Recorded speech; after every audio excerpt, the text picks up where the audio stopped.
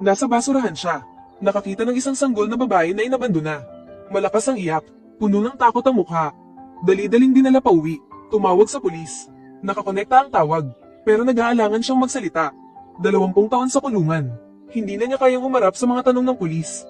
Madilim na buhay. May sumili na liwanag. Nagdesisyon siya. Hindi na niya hahayaang masaktan ng bata kahit kaunti. Ito ang pelikula na gusto kong irekomenda. Maraming tao ang natulungan nito. Na maibsan ng kalungkutan. Magkaroon ng lakas ng loob. Simple lang ang kwento, pero tumatagos sa puso. Panoorin mo hanggang dulo. Nakulong siya noong 18 taong gulang. Nakalaya siya noong 44 na. Nasayang ang pinakamagandang panahon ng buhay niya sa kulungan. Hirap siyang makibagay sa mundo. Walang kaibigan. Walang pangarap sa buhay. Kahit nagsisikap araw-araw, parang patay na buhay pa rin. Pumunta siya sa internet cafe para hanapin ang mga magulang niya. Pero nalaman niya, matagal nang patay ang mga magulang niya. Biglang bumigat ang kalooban niya. Sa oras na iyon, hindi niya alam kung ano ang dahilan para mabuhay. Pumunta siya sa amusement park. Nakalimutan niya ang problema, kahit sandali. Pero noong huling punta niya doon, kasama niya ang mga magulang niya. Ngayon, mag-isa na lang siya. Bumalik ang lungkot sa dibdib niya. Akala niya ganito na lang ang buhay niya. Hanggang isang gabi habang nag-overtime, narinig niya ang iyak ng isang sanggol. Binago nito ang buhay niya. Sa gitna ng malakas na hangin, maingat na lumapit si Carl sa basurahan. Binuksan niya ang takip, mas lumakas ang iyak ng sanggol. Natakot siya kaya tinakpan niya ulit. Hindi niya alam ang gagawin. Sinigurado niyang walang tao, saka niya binuksan ulit ang takip. Dahan-dahan niyang inalis ang itim na tela. Nakita niya ang isang maputi at cute na sanggol. Hindi na nag-isip si Carl at tinangga ito. Tumingin siya sa paligid. Nang masigurong walang tao, dinala niya ito sa restaurant kung saan siya nagtatrabaho. Siya lang ang nag-overtime. Nagdalawang isip siya pero nagdesisyon siyang tumawag sa pulis. Pero nakalak ang pinto ng kwarto na may telepono. Naisip niyang tadhana ito. Kinuha niya ang bag niya para iuwi ang sanggol. Nakita niya ang isang sulat. Nakasulat doon ang pangalan ng sanggol.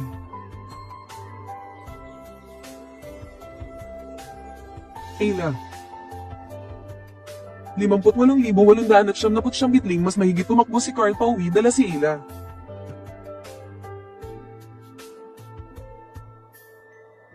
Maingat niya itong inihiga sa kama. Pero hindi ito tumitigil sa pag-iyak. Hindi alam ni Carl kung paano patahanan ng bata. Bigla siyang may naisip. Ginamit niya ang susi niya bilang laruan ni Ayla. Naglaro si Ayla. Nakatulog din ito agad. Nakahinga ng maluwag si Carl. Alam niyang dapat niya itong ibigay sa pulis. Pero pagkasagot sa tawag, binaba niya agad ito.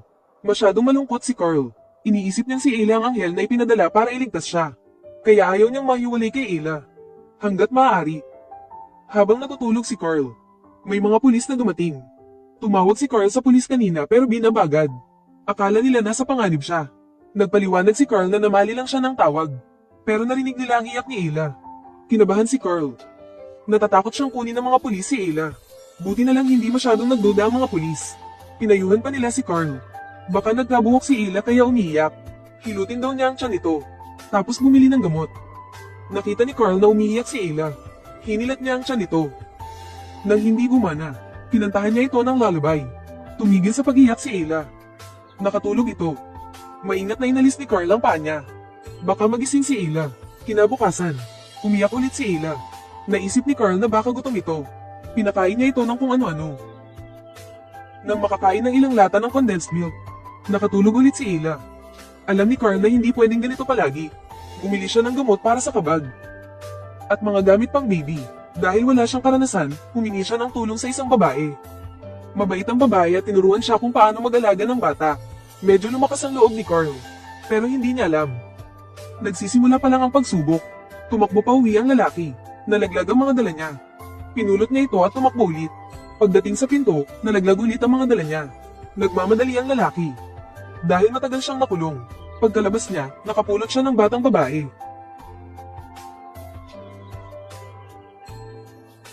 Mabuti ka, mabuti ka. Para maging maayos na ama, nag-aral si Carl kung paano mag-alaga ng bata. Gumamit pa siya ng isang daliri para mag-search sa internet. Gusto niyang malaman kung paano niya lehitimong maaampon si Ayla. Pero mukhang hindi pwede sa kanya. Dahil may record siya at single pa. Nalungkot si Carl. Mas lalo niyang inalagaan si Ayla. Pagkatapos paliguan, naisip niyang tanungin si Ayla kung gusto nitong pumunta sa dagat. Gusto talaga ni Carl na pumunta sa dagat. Kaso nakulong siya bago pa siya madala ng tatay niya doon. Gusto mo bang sumama sa akin?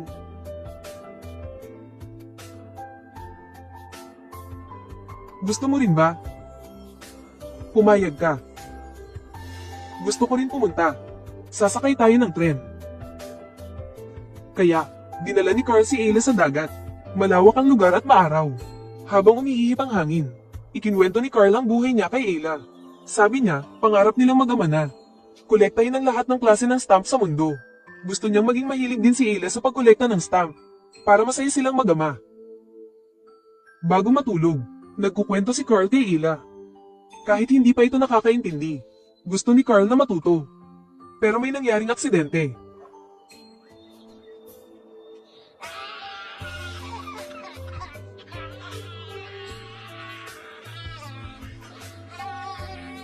Ayos ka lang ba? Patawad, SHHH. Pasensya na talaga. Dinala ni Carl si Ayla sa ospital. Kahit hindi na umiiyak si Ayla, nagigilty pa rin siya. Naisip niyang hindi siya magiging mabuting ama. Sa batas, hindi niya pwedeng ampunin si Ayla. Ibig sabihin, magtatago sila habang buhay. Kailangan niyang magtrabaho para kumita. Pero hindi niya maalagaan si Ayla ng buong araw. Kaya wala siyang nagawa. Tumawag siya sa pulis. Kinuha ng pulis si Ayla sa kanya. Nanginginig ang boses niya habang hinihiling sa pulis na hawakan ng laruan. Paborito itong laruan ni Ayla. Ito ang maliit mong sea lion. Gusto mo ba ang sea lion mo?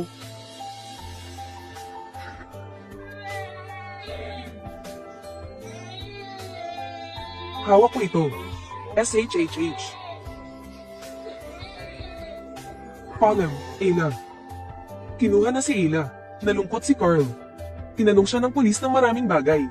Gusto nilang malaman kung saan niya nakita si Ayla. Dahil may record si Carl, hindi niya sinabi na ilang araw na niyang kasama si Ayla. Nagsinungaling siya na nakita niya ito kaninang umaga sa tapat ng restaurant. Pero nalaman agad ng pulis na hindi siya pumasok kahapon.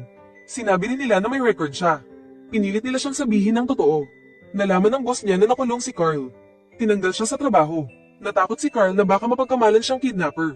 Natatakot din siya na baka maging masama ang impluensya niya kay Ayla. Kahit masakit sa loob niya, umuwi siya sa probinsya.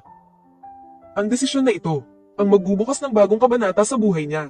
Natatakot si Carl habang nasa biyahe. Baka makulong ulit siya ng matagal. Nang makalayo na ang bus, nakahinga na siya ng maluwag.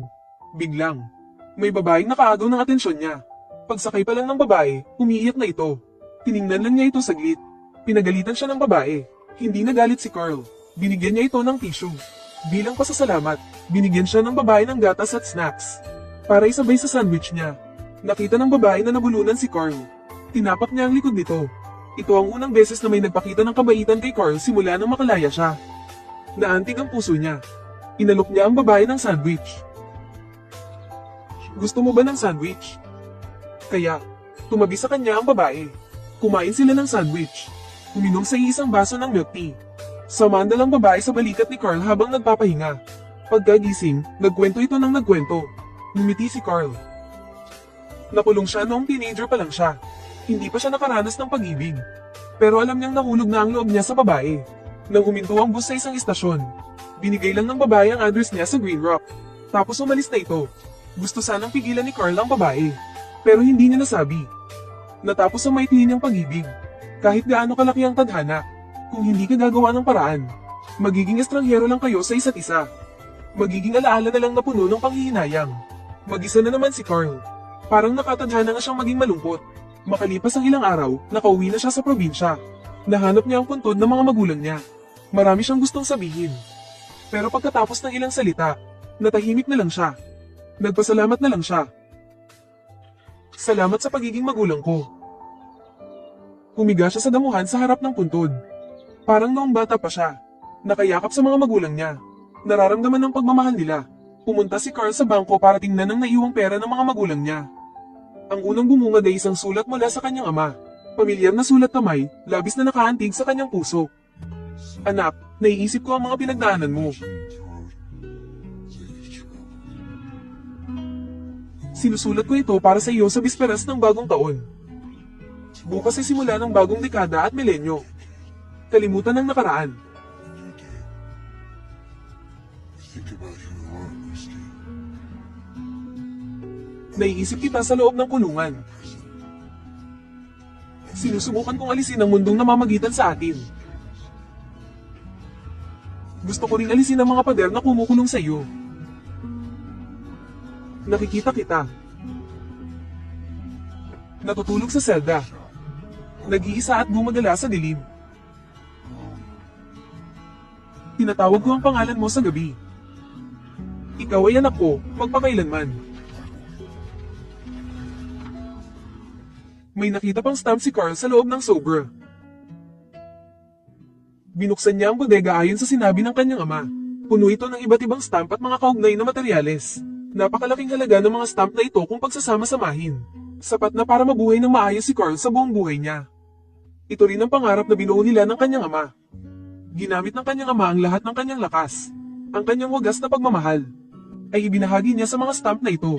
Mula sa sandaling ito, na puno ng pagmamahal ang dating malungkot at walang laman na puso ni Carl. Lagi pala siyang minamahal at inaalala ng kanyang mga magulang. Dahil sa pagmamahal na ito, mas naging kumpiyansa si Carl. Bumalik siya sa dati nilang bayan. Hinanap niya ang bahay ampunan kung saan inampon si Ella. Sabi ng may-ari, may umampon na kay Ella. Hindi na sila maaaring magkita. Bagamat may panghihinayang, hindi nalungkot si Carl. Inilabas niya ang pinakamamahal na stamp ng kanyang ama. At ibinilin sa tauhan. Naibigay ito kay Ella sa kanyang ika-18 kaarawan. Bilang regalo. Hindi niya alam kung magugustuhan din ni Ella ang pagkolekta ng stamp tulad nila ng kanyang ama. Ang gusto niya lang ay magkaroon ng pangarap si Ella. At lamaking maayos. Sa huli, tumingin si Carl sa isang mapa. Hahanapin niya ang isang coffee shop na tinatawag na Glenrock. Doon niya makikita ang babaeng nagpatibok ng kanyang puso. Minahal siya ng kanyang mga magulang. At handa na siyang magmahal ng iba. Dito nagtatapos ang year-end movie.